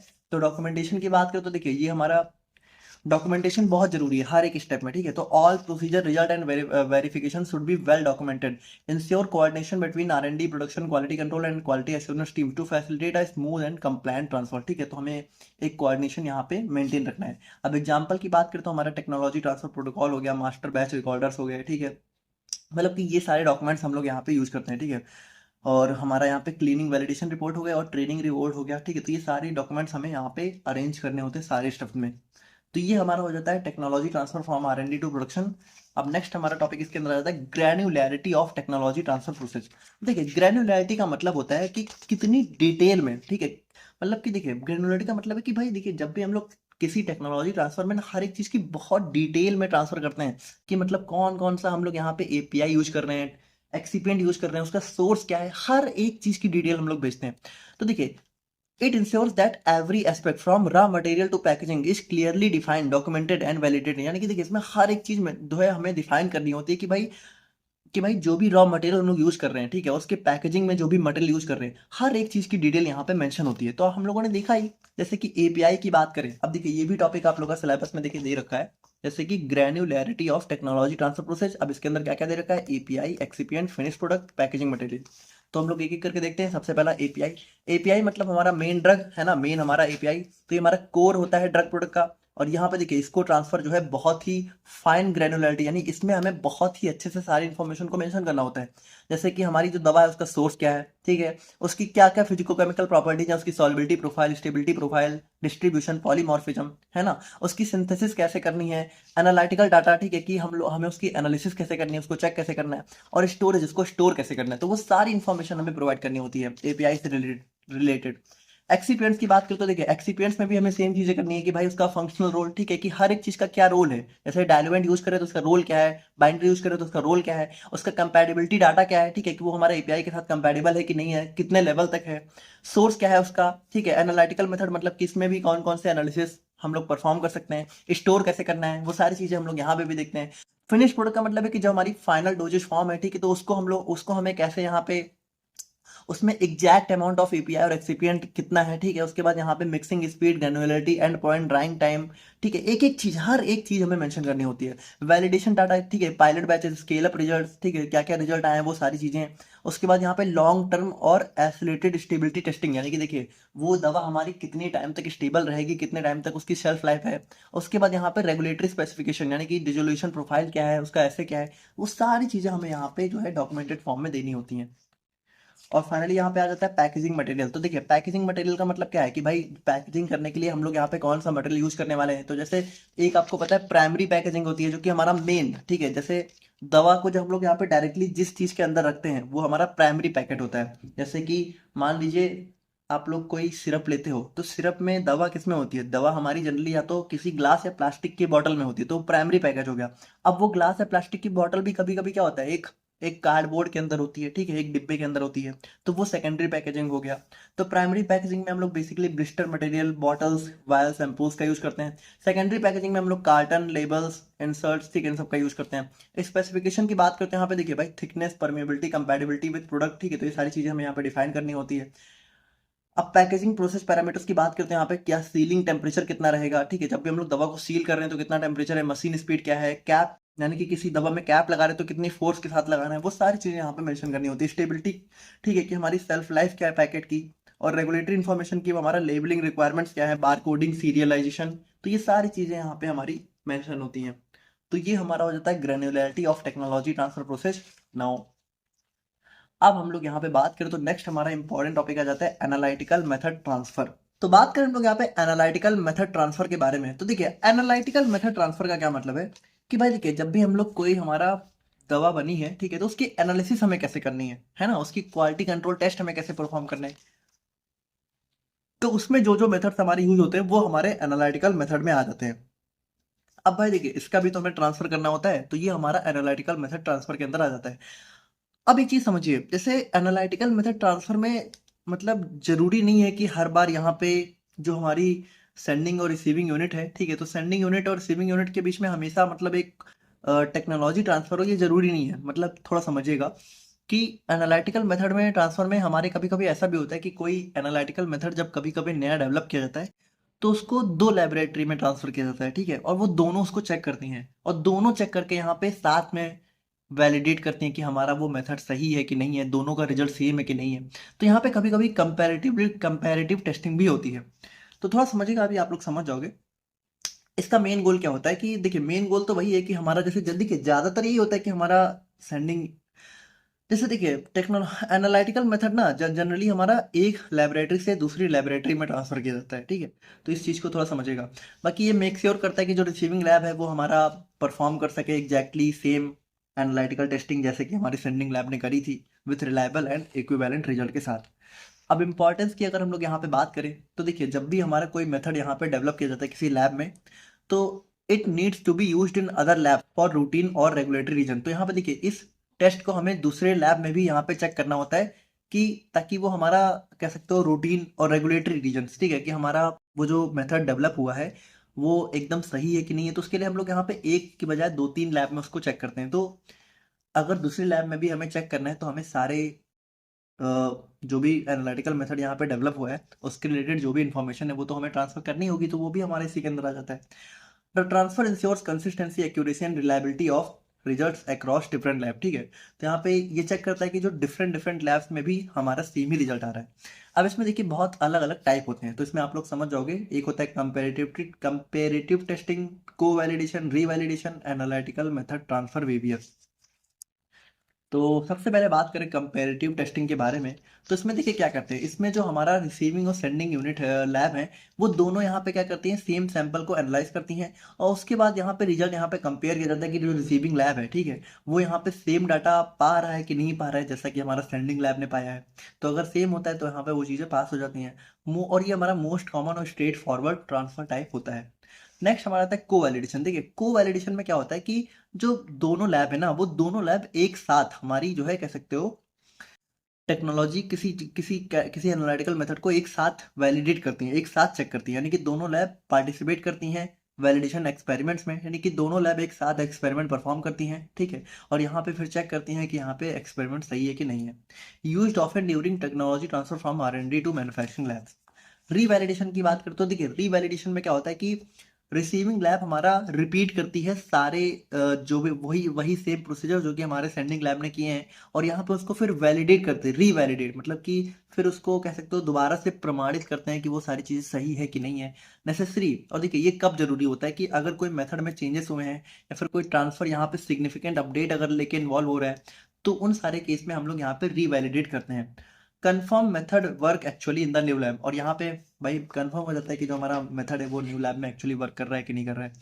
अब नेक्स्ट हमारा ट्रांसफर वेवर की बात करें। देखिए वेवर का मतलब होता है छूट, छूट मतलब कि थोड़ा बहुत छूट दे देना। तो देखिए ये हमारा एक ऐसा टेक्नोलॉजी ट्रांसफर होता है जिसमें थोड़ी बहुत छूट दे दी जाती है। मतलब इसमें हम लोग ऐसी टेक्नोलॉजी का ट्रांसफर करते हैं जो कि कह सकते हो पहले से ही हो सकता है जस्टिफाइड हो, है ना, या फिर थोड़ा स्टैंडर्ड मेथड होता है जो कि पहले से ही पता होता है। तो वहाँ पे थोड़ा सा छूट दे दी जाती है कि वहाँ पे इतना मतलब रेगुलेटरी कंप्लायंस नहीं होता है कि हमें यहाँ पे सारी चीज़ें दोबारा से परफॉर्म करनी है। तो वहाँ पे वो हो जाता है। बाकी देखिए ये भी हमारा देखिए अगर अगर यहाँ पे ये दिया जा रहा है तो इसमें सारी चीज़ें मेंशन होती है कि क्यों, आखिर छूट क्यों दी गई, तो वो भी यहाँ पे मेंशन होता है। तो ये हमारा हो गया ट्रांसफर वेवर। अब अगर हम लोग यहाँ पे इंपॉर्टेंट डॉक्यूमेंट्स की बात करें तो हमारा सबसे बड़ा आता है ट्रांसफर प्रोटोकॉल, जिसमें सारी चीज़ें हमारी मेंशन होती हैं। और फिर आ जाता है ट्रांसफर रिपोर्ट, ठीक है। तो एक रिपोर्ट होती है जो कि कंफर्म करती है एक्सेप्टेंस क्राइटेरिया को, ठीक है, और मेथड हमारा वर्क कर रहा है वेल न्यू लैब में कि नहीं। अब रोल्स एंड रिस्पॉन्सिबिलिटीज की बात करें तो सेंडिंग लैब हमारी प्रोवाइड करती है method knowledge and support, receiving lab यहाँ पे अडॉप्ट करती है उस मेथड को और टेस्ट परफॉर्म करती है और कंफर्म करती है कैपेबिलिटी को। तो ये हो जाता है एनालिटिकल मेथड ट्रांसफर। और देखिए ये तो हमारा यूनिट 1 का ही टॉपिक है। तो नेक्स्ट हमारा आ जाता है डॉक्यूमेंटेशन। तो देखिए अगर हम लोग यहाँ पे बात करें डॉक्यूमेंटेशन की, तो देखिए डॉक्यूमेंटेशन हम लोगों ने देखा ही था बैकबोन होता है। अब कौन कौन से डॉक्यूमेंट इन्वॉल्व होते हैं, देखिए सेम ही है, वही हम लोगों ने जो ऑलरेडी देखा, टेक्नोलॉजी ट्रांसफर प्रोटोकॉल ये हमारा सबसे मेन डॉक्यूमेंट हो गया। फिर हमारा मास्टर फॉर्मूला रिकॉर्ड हो गया, बैच मैन्युफैक्चरिंग रिकॉर्ड हो गया, एनालिटिकल मेथड डॉक्यूमेंटेशन हो गया, और रिपोर्ट्स होंगे, validation reports, cleaning reports, deviation reports. तो ये सारे हमारे डॉक्यूमेंट्स यहाँ पे इन्वॉल्व होते हैं टेक्नोलॉजी ट्रांसफर में। प्रेमिसेज एंड इक्विपमेंट्स की बात करें तो यहाँ पे देखिए भाई जब भी हम लोग ट्रांसफर कर रहे हैं तो जो भी प्रेमिसेज मतलब कि जो बिल्डिंग है, ठीक है, उसका जो लेआउट है वो स्मूथ होना चाहिए मटेरियल फ्लो के लिए। मतलब कि स्मूथ होना चाहिए, है ना, अच्छे से होना चाहिए और क्रॉस कंटामिनेशन प्रिवेंट करना चाहिए। एडिक्वेट यूटिलिटीज होनी चाहिए कि वाटर सिस्टम होना चाहिए, ड्रेनेज सिस्टम होना चाहिए, क्लीन रूम होना चाहिए। तो वो सारी चीज़ें हमारी होनी चाहिए। इक्विपमेंट्स की बात करें तो यहाँ पे देखिए जो भी इक्विपमेंट है वो मस्ट मैच, यानी कि मैच करने चाहिए जो भी इक्विपमेंट्स हमारी R&D में यूज हुए या फिर जो भी सेंडिंग लैब में यूज हुए। अगर आइडेंटिकल नहीं है तो कंपेरेटिबिलिटी स्टडी जो है कराई जाती है, और अगर वहाँ पे पास नहीं होता है तो दोबारा से नए इक्विपमेंट्स यहाँ पे यूज करे जाते हैं। क्लीनिंग प्रोसीजर्स को भी स्टैंडर्डाइज और वैलिडेट किया जाता है। नेक्स्ट हम लोग यहाँ पे बात करें क्वालिफिकेशन एंड वैलिडेशन की, तो यहाँ पे देखिए भाई बहुत सारे क्वालिफिकेशन स्टेप्स होते हैं। जैसे कि हमारा एक होता है DQ। DQ का मतलब होता है डिजाइन क्वालिफिकेशन। IQ का मतलब होता है इंस्टॉलेशन क्वालिफिकेशन। तो देखिए ये सारी चीजें क्या करती हैं, इंस्टॉलेशन को वेरीफाई करती हैं। OQ मतलब ऑपरेशन क्वालिफिकेशन, ये हमारा ऑपरेशंस को क्वालिफाई करता है। और PQ मतलब परफॉर्मेंस क्वालिफिकेशन जो कि हमारा कंसिस्टेंट परफॉर्मेंस को कंफर्म करता है। अब वैलिडेशन की बात करें तो सबसे पहले यहाँ पे प्रोसेस वैलिडेशन आ जाता है। तो यहाँ पे देखा जाता है कि जो न्यू साइट है वो यहाँ पे कह सकते हो जो भी प्रोसेस है उसको अच्छे से कर पा रही है कि नहीं कर पा रही है, उसको वैलिडेट करना होता है। फिर क्लीनिंग मतलब कि यहाँ पे चेक किया जाता है कि जो भी क्लीनिंग है वो अच्छे से हो पा रही है कि नहीं हो पा रही है। और एनालिटिकल मेथड में यहाँ पे हमारी जो लैब है वो चेक करती है कि जो हमारा मेथड है वो अच्छे से काम कर रहा है कि नहीं कर रहा है। तो वो सारी चीज़ें हमारी इसके अंदर आ जाती हैं। देखिए यहाँ पे ये सारी चीज़ें हम लोगों ने ऑलरेडी देख ली हैं, बस थोड़ा बहुत आप लोग के सिलेबस में देखिए दे रखा है। देखिए हम लोग इसको क्यों देख रहे हैं, क्योंकि देखिए आप लोगों के सिलेबस में ऐसे दे रखा है documentation, premises and equipments, qualification and validation, quality control, analytical method transfer हम लोगों ने देखा ही। उसके बाद हम लोग देखेंगे अप्रूव्ड रेगुलेटरी। अच्छा देखिए ये जो अप्रूव्ड रेगुलेटरी बॉडीज है ना, तो देखिए ये इसके अंदर ना हमारी कुछ रेगुलेटरी बॉडीज के बारे में हमें पढ़ना है, जैसे कि CDSCO वगैरह, जो कि देखिए अगर आप लोग देखो ना तो यूनिट 5 में ऑलरेडी दे रखा है डिटेल में। तो हम लोग इसको यूनिट 5 में ही डिटेल में देखेंगे, बाकी ये टॉपिक यहाँ से पूछा भी नहीं जाता है। तो नेक्स्ट हमारा ये हमारा क्वालिटी कंट्रोल की बात करते हैं। भाई देखिए क्वालिटी कंट्रोल हमारा एक वाइटल स्टेप्स होता है जो कि कंफर्म करता है टेक्नोलॉजी ट्रांसफर प्रॉपर्ली वर्क कर रहा है कि नहीं कर रहा है। अब देखिए इसके अंदर क्या क्या इंक्लूड होता है, हमारा रॉ मटेरियल की टेस्टिंग इंक्लूड होती है, ठीक है, in process quality control check, finish product testing, comparative analysis, stability studies. तो ये सारी चीजें हमारी इसके अंदर होती हैं। बाकी इसको हम लोगों ने ऑलरेडी देखा ही है बहुत अच्छे से, ठीक है। तो ये हमारा क्वालिटी कंट्रोल हो गया। अब देखिए यहाँ से ऐसे क्वेश्चन आता नहीं है, ठीक है, इसलिए हम लोग इसको इतना देख नहीं रहे। और अब हम लोग यहाँ पे बात करते हैं एक और बहुत इंपॉर्टेंट टॉपिक के बारे में, जो कि हमारा होता है technology transfer agencies in India. तो यहाँ पे देखिए ये भी टॉपिक आप लोग का सिलेबस में दे रखा है। तो कौन कौन सी टेक्नोलॉजी ट्रांसफर के रिलेटेड कौन कौन सी एजेंसीज हैं जो कि इसको यहाँ पे कह सकते हो परफॉर्म करती हैं या फिर इसमें अपना रोल प्ले करती हैं। तो इसमें देखिए अगर आप लोग देखो तो अच्छा देखिए आप लोग के सिलेबस में देखा है APCTD, बट ऐसा कुछ है ही नहीं, ठीक है, ये थोड़ा सा मिसप्रिंट हो गया आई थिंक सो। तो ये बेसिकली APCTT हमारी एक एजेंसी है जो कि हमें देखने को मिलती है। फिर NRDC, TFEC, तो ये सभी चीज़ों को हम लोग यहाँ पे देखते हैं। तो सबसे पहला आता है APCTT, ठीक है, तो ये हमारा Asian and Pacific centre for transfer of technology, इसका फुल फॉर्म होता है। और ये हमारी 1977 में बैंगलोर में स्टेब्लिश करी गई है और अब बाद में इसको न्यू दिल्ली में शिफ्ट कर दिया गया, ठीक है। और ये हमारा UNESCAP यानी कि देखिए United Nations economic and social commission for Asian Pacific की एक रीजनल इंस्टीट्यूट है। यानी कि देखिए बेसिकली इसका जो मेन कह सकते हो ऐसे समझ लो कि एक हेड ऑफिस ये है, ठीक है, बाकी मतलब मेन इसका जो इंस्टीट्यूट है वो हमारा UNESCAP है। और ये एक रीजनल मतलब कि पार्टिकुलर इंडिया के लिए हमारी ये एजेंसी है। और बाकी ये हमारा एशिया पैसिफिक कंट्री यानी कि जो एशिया के साथ जो भी एशिया में जो भी कंट्रीज हैं, ठीक है, उनके साथ यहाँ पे साथ में मिलकर काम करती है टेक्नोलॉजी ट्रांसफर को स्मूथ बनाए रखने के लिए। फंक्शंस की बात करते हैं यहाँ पे देखिए हमारा इन्वायरमेंटल फ्रेंडली जो भी टेक्नोलॉजीज है उनके ट्रांसफर को फैसिलिटेट करती है, पॉलिसी एडवाइस प्रोवाइड करती है, साउथ यानी कि देखिए जो भी डेवलपिंग कंट्रीज हैं उनके बीच में कोलैबोरेशन को प्रमोट करती है, ऑर्गेनाइज करती है ट्रेनिंग प्रोग्राम को, एग्जीबिशन को, वर्कशॉप्स को।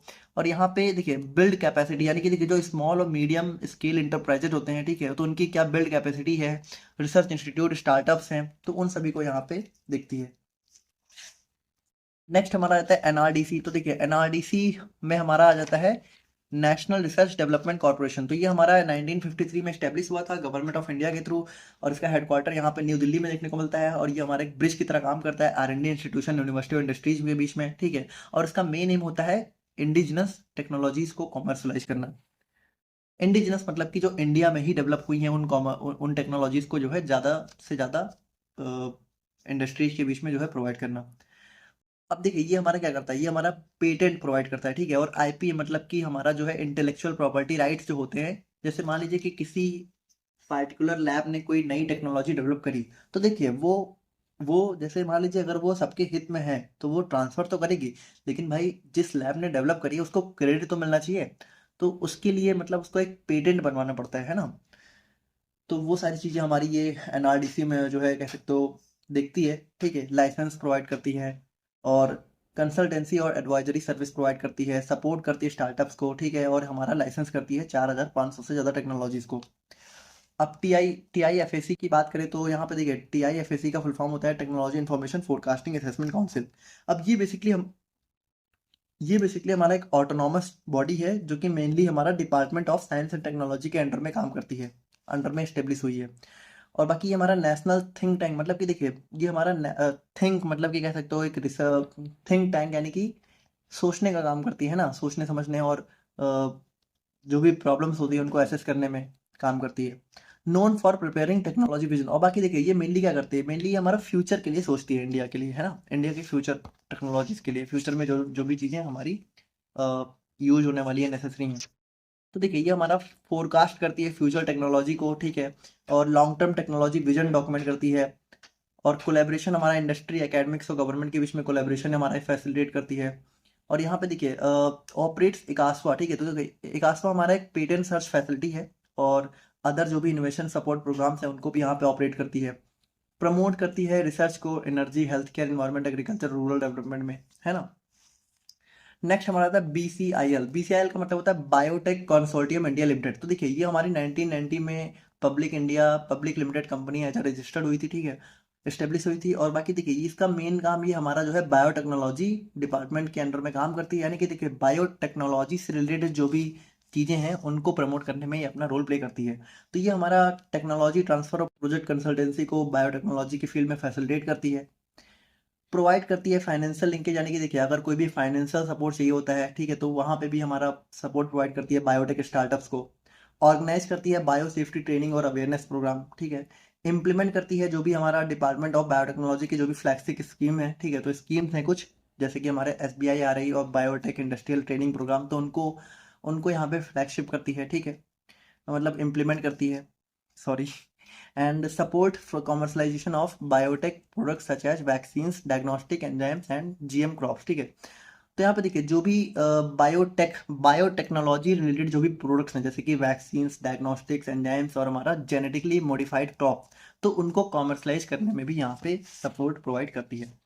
और फाइनली हमारा लास्ट आ जाता है TBSE SIDBI। तो देखिए ये हमारी दो एजेंसीज का एक साथ हो जाता है, जैसे कि TBSE मतलब होता है technology bureau for small enterprises, और SIDBI का मतलब होता है small industries development bank of India. तो ये हमारा एक ज्वाइंट इनिशिएटिव होता है SIDBI और APCTT का, ठीक है। देखिए वैसे नाम तो इसमें TBSE और SIDBI, लेकिन ये ज्वाइंट होता है APCTT जो हम लोगों ने स्टार्टिंग में देखा, और SIDBI का, ठीक है। और बाकी ये स्पेशली किस लिए डिजाइन होता है कि जो भी हमारे माइक्रो स्मॉल और मीडियम लेवल के इंटरप्राइज होते हैं उनको सपोर्ट करने के लिए, है ना, कि अगर उनको पैसों की कोई ज़रूरत पड़ रही है तो वहाँ पे उनको सपोर्ट करने के लिए यहाँ पे ये डिज़ाइन होता है। अब इसका मेन फंक्शन क्या होता है कि इंफॉर्मेशन प्रोवाइड करना, ठीक है, डोमेस्टिक और इंटरनेशनल टेक्नोलॉजी में असिस्ट करना टेक्नोलॉजी पार्टनर को, हेल्प करना प्रोजेक्ट अप्रेजल में, बिजनेस प्लान प्रिपरेशन में, फाइनेंशियल सपोर्ट करना, facilities facilitates import and adaptation of global technology, ठीक है, उसके बाद हमारा टेक्नोलॉजी को प्रमोट करना, तो ये सारी चीज़ों में अपना रोल ये प्ले करता है। तो ये हो गया TBSE SIDBI। और फाइनली हम लोग यहाँ पे बात करें अपने लास्ट टॉपिक के बारे में, तो ये हमारा होता है टेक्नोलॉजी ट्रांसफर रिलेटेड डॉक्यूमेंटेशन। तो भाई देखिए जब भी हम लोग टेक्नोलॉजी ट्रांसफर करते हैं तो उसमें कौन कौन से जो बहुत ज़रूरी डॉक्यूमेंटेशन होते हैं, तो जैसे देखिए सबसे पहला आता है कॉन्फिडेंशियलिटी एग्रीमेंट, ठीक है। तो देखिए ये जो भी मतलब वैसे तो बहुत सारे डॉक्यूमेंटेशन होते हैं, लेकिन आपके सिलेबस में जो दे रखे हैं हम लोग उन्हीं के बारे में बात करेंगे। तो सबसे पहला आता है कॉन्फिडेंशियलिटी एग्रीमेंट। तो यहाँ पे देखिए इसको हम लोग नॉन डिस्क्लोजर एग्रीमेंट के नाम से भी जान सकते हैं। बाकी देखिए इसमें इसका मतलब क्या होता है, ये हमारा सबसे पहले तो साइन होता है, यानी कि रिसीविंग और सेंडिंग यूनिट के बीच में साइन होता है। और यहाँ पे मेंशन होता है कि जो भी सेंसिटिव इन्फॉर्मेशन है उसको किसी भी अनऑथराइज पर्सन के साथ शेयर नहीं किया जाएगा, ये सारी चीज़ें इसमें मेंशन होती हैं। और ये बेसिकली हमारा इंटेलेक्चुअल प्रॉपर्टी को प्रोटेक्ट करने का काम करता है। लाइसेंसिंग एग्रीमेंट की बात करें तो ये कॉन्ट्रैक्ट होता है जहाँ पे जो टेक्नोलॉजी का ऑनर होता है वो परमिशन देता है। भाई देखिए जब भी कोई टेक्नोलॉजी ट्रांसफर करी जा रही है तो उस टेक्नोलॉजी को यूज करने की परमिशन हमारा जब जो है ऑनर देगा तभी हमारा वो यूज हो सकेगी। तो यहाँ पे भी एक लाइसेंस होता है कि हाँ आपने परमिशन दी है। और ये कॉमन होता है जहाँ पे फार्मास्यूटिकल कंपनी आउटसोर्स करती है मैन्युफैक्चरिंग या फिर अदर फर्म्स को, ठीक है, टू मार्केट देयर प्रोडक्ट्स। उसके बाद यहाँ पे इसमें जो हमारा रॉयल्टी होती है ड्यूरेशन, मतलब कि देखिए इसमें मान लीजिए जो पर्सन ने टेक्नोलॉजी को ट्रांसफर किया है उसको एक रॉयल्टी भी देनी होती है, ठीक है, टाइम टू टाइम। ड्यूरेशन भी हो सकता है कि हाँ इतने टाइम तक ही आप यूज कर सकते हो, या फिर ऐसा कुछ है टेरिटरी रिस्पॉन्सिबिलिटीज। टेरिटरी मतलब कि इतने रीजन में ही यूज कर सकते हो और क्या क्या रिस्पॉन्सिबिलिटी आपको ध्यान रखनी है, तो वो सारी चीज़ें हमारी यहाँ पे मेंशन होती हैं। नेक्स्ट हमारा आता है मेमोरेंडम ऑफ अंडरस्टैंडिंग। तो ये देखिए ये हमारा एक फॉर्मल एग्रीमेंट होता है जो कि हमारा कह सकते हो दोनों पार्टियों के बीच में साइन होता है, जिसमें हमारा इंटेंट होता है कि कोलैबोरेशन का क्या इंटेंट है, जैसे कि अगर टेक्नोलॉजी ट्रांसफर हो रही है तो क्यों हो रही है, क्या इंटेंट है उसका, और नॉलेज शेयर हो रही है, ठीक है, ट्रांसफर ऑफ डाटा। उसके बाद यहाँ पे एक रोड मैप की तरह यहाँ पे एक्ट करता है फ्यूचर लीगल एग्रीमेंट्स के लिए। और बाकी देखिए भाई जो हमारा टेक्नोलॉजी ट्रांसफर उसमें बहुत से लीगल इश्यूज भी हमें देखने को मिल सकते हैं, जैसे कि सबसे पहला इंटेलेक्चुअल प्रॉपर्टी राइट्स। तो यहाँ पे देखिए जैसे जो भी टेक्नोलॉजी ट्रांसफ़र करी जा रही है, ठीक है, तो जिसने भी ट्रांसफ़र करी है तो सबसे पहले उसको यहाँ पे एक पेटेंट यहाँ पे बनवा लेना है अपना, कि हाँ ये मेरी ही है, ताकि बाद में अगर उसको रिसीविंग यूनिट अपना बनाने की कोशिश करे तो वहाँ पे वो क्लेम कर सकती हैं। एक रेगुलेटरी कंप्लायंस यहाँ पे फॉलो होना ही चाहिए। बाकी देखिए लायबिलिटी इश्यूज भी कभी कभी देखने को मिल सकते हैं कि अगर मान लीजिए प्रोडक्ट फेल हुआ तो कौन रिस्पॉन्सिबल होगा, तो वहाँ पे भी थोड़ा सा ध्यान रखना होता है। और डिस्प्यूट रेजोल्यूशन यानी कि देखिए मान लीजिए कोई भी प्रॉब्लम हुई तो उसको कैसे रिसॉल्व करना है। तो देखिए जैसे लीगल ज्यूरी ज्यूरिसडिक्शन भी हो सकता है, मतलब कि कोर्ट में भी जा सकते हैं, और आर्बिट्रेशन भी हो सकता है। आर्बिट्रेशन का मतलब है कि कोर्ट में जाने के बजाय किसी तीसरे पर्सन के तीसरे न्यूट्रल न्यूट्रल कंपनी के पास चले गए या फिर ऑर्गेनाइजेशन के पास गए, उन्होंने रिसॉल्व करवा दिया। तो ये सारी चीज़ें हमारी आ जाती हैं। तो ये था हमारे यहाँ पे complete technology transfer. I hope कि आप लोग को समझ में आ गया होगा। तो इसकी जो नोट्स है वो आपको हमारे ऐप पर देखने को मिल जाएगी। बाकी मिलते हैं नेक्स्ट वीडियो के साथ, तब तक के लिए थैंक यू सो मच।